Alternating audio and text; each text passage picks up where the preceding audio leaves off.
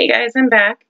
This one's going to piggyback on the last video because there's a couple things in the kitchen that I meant to mention and did not. So I figured I'd save it for a video all its own. And this is on kitchen safety.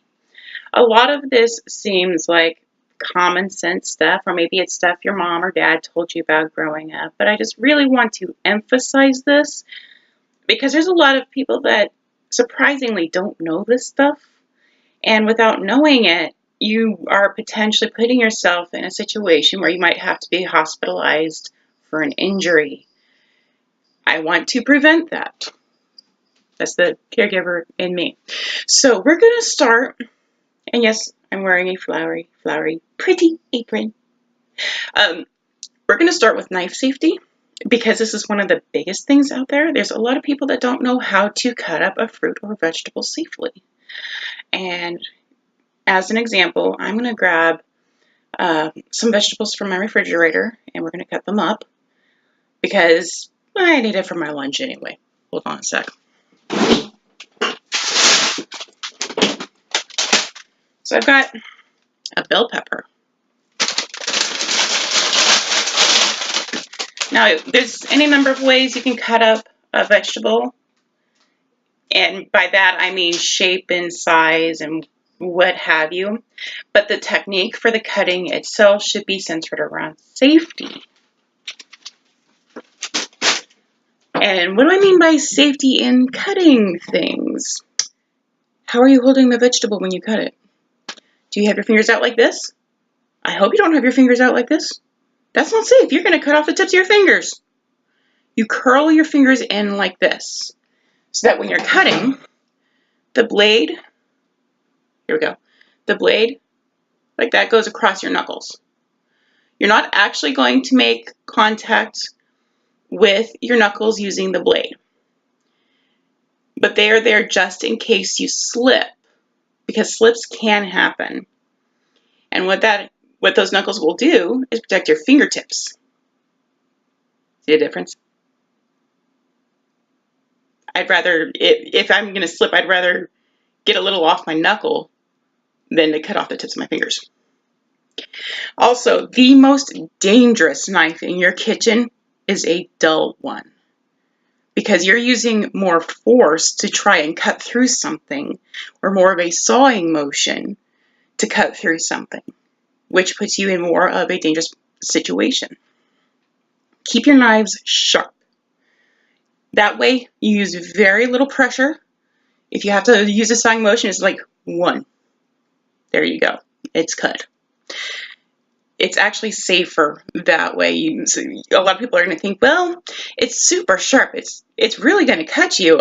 It's really going to not cut you if it's super sharp because you're having to use less pressure on it. This one I've used recently. And again, for knife safety, every time you use a sharp knife, you sharpen it. You keep it sharp. So since I've just used this and I'm going to be using it again, and yes, it is clean, I washed it, I'm going to sharpen it real quick with this thing. It's a honing blade edge thing, whatever.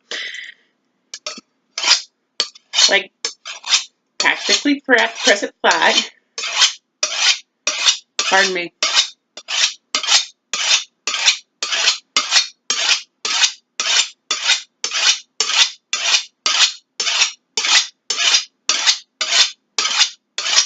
There. Good enough. Now we're going to cut up this bell pepper, and I'll show you the technique that I just mentioned. Say goodbye, bell pepper. This is your last day on earth. I'm going to eat you later. So notice my fingers are curled. I can use the fingertips to grip this. It's not going anywhere. But the fingers are curled at the knuckles. So when I slice it, my fingers are protected.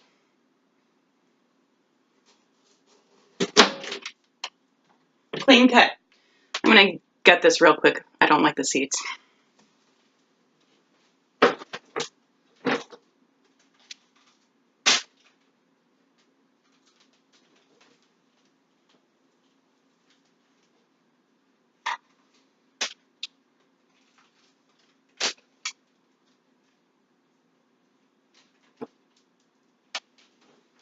All right, there we go.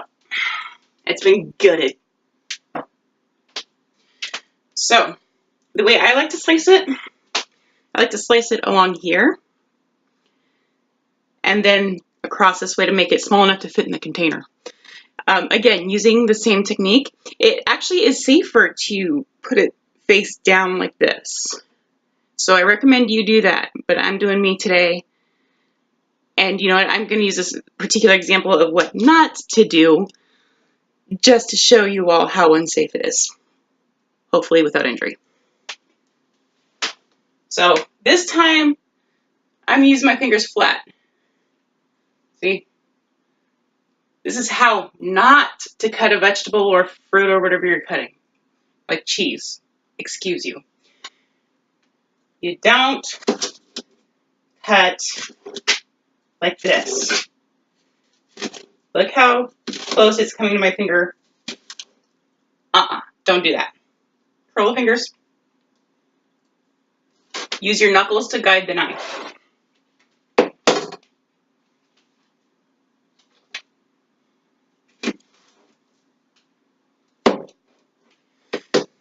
Also, I'm going to say this, the best knife in your kitchen is the one that's comfortable in your hand. If it's not comfortable in your hand, you're going to be adjusting your grip a lot, which is also unsafe. So if it's comfortable in your hand, use it. I don't care what size it is. I'm just using a big knife because that's what was available, and all of these knives are comfortable in my hand.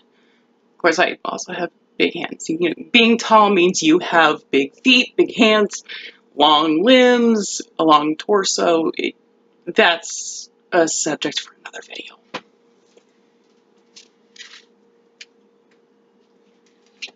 So now I'm going to do this the safe way. Pay attention. Fingers are curled. Bell pepper's laying flat, so it doesn't roll anywhere. It's very stable.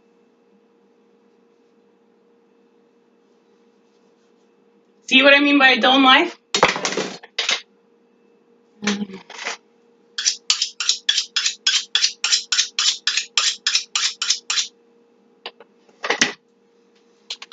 This is the sharpest knife I have. Kind of small for bell pepper, but it'll work. See, look at how that pops.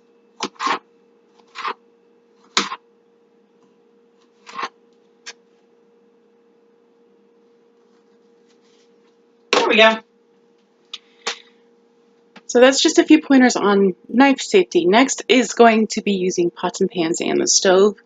Again, this is stuff that seems like it is common sense, but unfortunately I found that common sense is not exactly common. So, let's say you've gone on to the stage where you're gonna cook something on the stove. Oh yeah. So I have this neat little blender here. I use this for making smoothies, protein shakes, whatever. And I like to store it like this. Do you know why? This is why. This I screw onto the bottom of whatever container I'm using because I have multiple containers. If I were to store it like this, well, yeah, it fits better, but what if I were to accidentally hit this button? Oh, I unplugged it. That's another safety thing. Unplug it. Okay, so it's plugged in, like some people will do. I've got this in a position where it fits better, but what if this accidentally happens? Yeah, I'll let your imagination take care of the ensuing hospital trip. So I store it like that. If the button accidentally gets pushed, look. That's all that happens. It sounds scary, but it's not going to hurt you. Unplugging for safety. So, yes, cooking on the stove. Notice how with this pot right here, I've got the handle pointed towards the center of the stove right here. In the back burners, it may not be as important or may not seem as important, but it is important. Front burners particularly are important because if you have a hand If you have the handle out this way and I brush against it, yeah, you spill everything everywhere. And if that has hot water, hot oil, whatever, you're going to get burned. So keep the handle pointed towards the middle of the stove. That way you're less likely to bump into it. You got a good space right here with the edge. Also, invest in one of these things. I think it's a spoon holder or something like that.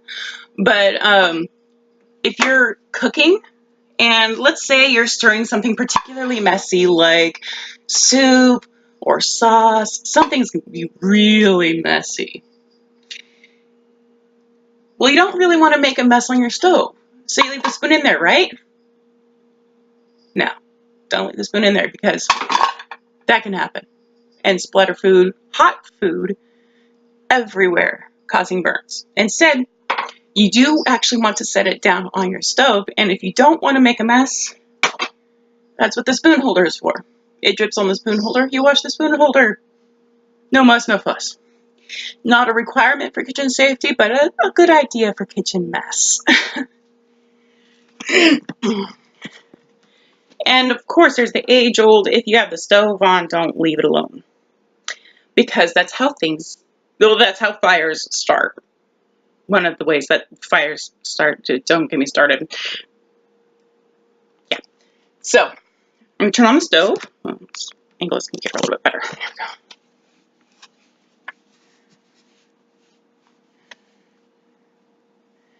Let's say I turn this on. I've got it on medium-high. And nothing in the pot. That's a bad idea. That's how you burn the bottom out of your pot. My grandmother did this once. Again, that's a story for another time. I'm going to turn this off because I'm not actually cooking anything right now. So don't actually turn on the burner unless you've got something in your cooking vessel of choice. If you do not leave it unattended because that's how food burns. Burned food is not great. And if you're done cooking food, let's say I just made a delicious pot of soup or boiled some eggs, whatever. Whatever it is, I've done cooking it, so I'm going to take it off the heat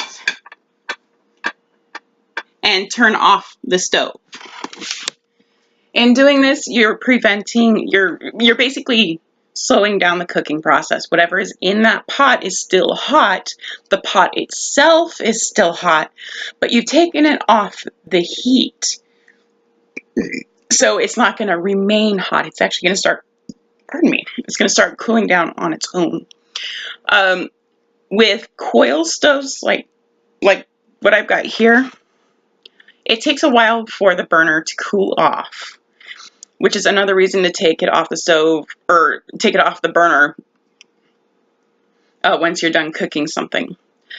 Because that burner can still remain warm once you turn it off, so that food essentially stays cooking longer. Take it off the heat, turn off the burner, and then avoid the burner. Yeah, that's a thing. Some people forget that there's a burner there and end up with burns on their hands. Speaking of burns on the hands, another good thing to have in the kitchen, and you do want to use this anytime you have something in the oven or even if you're working with something on the stove. That pot has a plastic handle which protects my hands from burns, but some people have metal handles on their pots and pans or they're using cast iron. That stuff will burn you if you're not careful. Use an oven mitt. Yes, this is black and yucky. It's been used for a lot.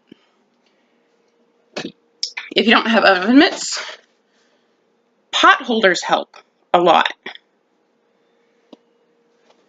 If you don't have pot holders, use a towel, washcloth that is dry, something that'll act as a barrier between your hand and that hot object.